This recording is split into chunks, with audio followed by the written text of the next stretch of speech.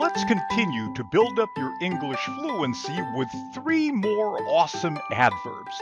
If you're wondering why we're focusing on the adverb with this build-up video series, well, in just a few seconds, I'll give you a powerful reason so you'll want to master the adverb. Let's get ready to fix your English now.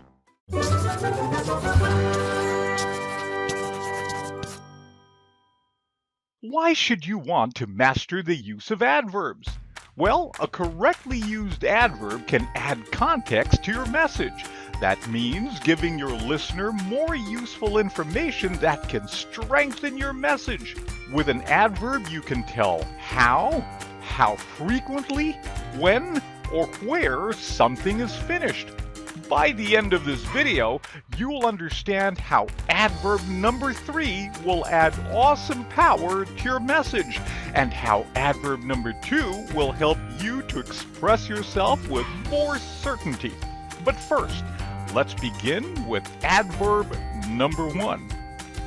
Adverb number 1, practically. What does practically mean? It's another way to say almost or nearly. Take a look at this example. Let's say you just joined a 5-kilometer fun run, but only completed 4.5 kilometers of the entire course. Now, if someone asks you, how did you do in the fun run? You could say, I practically ran the whole course. Let's do some role-playing exercises to get you to practice using the adverb practically. I'll play Bob. This is me, and this is you. I'll start the conversation. When you reply, make sure you add practically in your reply. Exercise 1. I understand you and Sally met when you were only 7 years old. Exercise 2. Is it true that McDonald's is your favorite restaurant?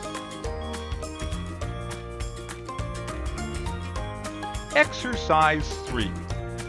Are you ready to submit your report? Great job in completing the 3 exercises using the adverb practically. Using adverbs can strengthen your message. To clearly show this, I'll use adverb number 3 to describe my real-life experience. But first, let's move on to adverb number 2. Adverb number 2, decidedly. What does decidedly mean? It's another way to say certainly or obviously.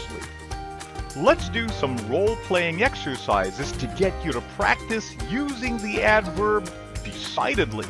Again, I'll play Bob. I'll start the conversation. When you reply, make sure you use decidedly in your reply. Exercise 1.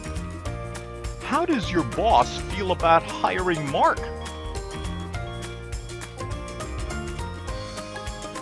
Exercise 2. Do you think Jack will get the promotion? Exercise 3. What did you think of the book? Great job in completing the 3 exercises using the adverb decidedly. Now let's move on to my favorite of the 3 adverbs. Adverb number 3. Intensely. This is the right word to use if you want to communicate something in a very serious way that shows strong emotions or opinions. Let's take a look at the impact this adverb can have on your message with this true-to-life experience. When I was just 15 years old, I decided to run the New York City Marathon, the whole 42-kilometer course. Why? I just needed to know that I could accomplish what looked like an impossible goal for a kid. To communicate my experience as a runner, I could say, for 6 full months, I trained for the marathon. But if I want to express the seriousness of my commitment to my training, it would be better if I say, for 6 full months, I trained intensely for the marathon. Now, let's do some role-playing exercises to get you to practice using the word intensely. I'll play Bob once more, and I'll start the conversation. When you reply, make sure to use intensely in your reply. Exercise 1. What makes you think that Mom is upset with us? Exercise 2. Why did Phil stay home all weekend? Exercise 3. Why did you close all the windows in your room?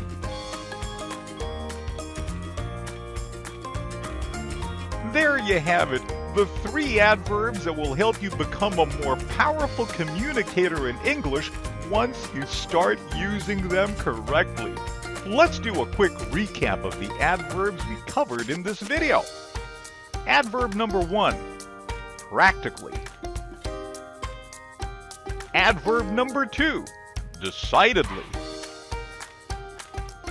Adverb number 3, intensely. Which one of these 3 adverbs is your favorite? Just send me your comment after this video. I'd really love to know.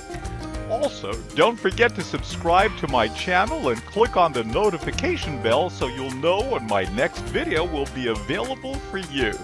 Okay then, have yourself a great day and God bless.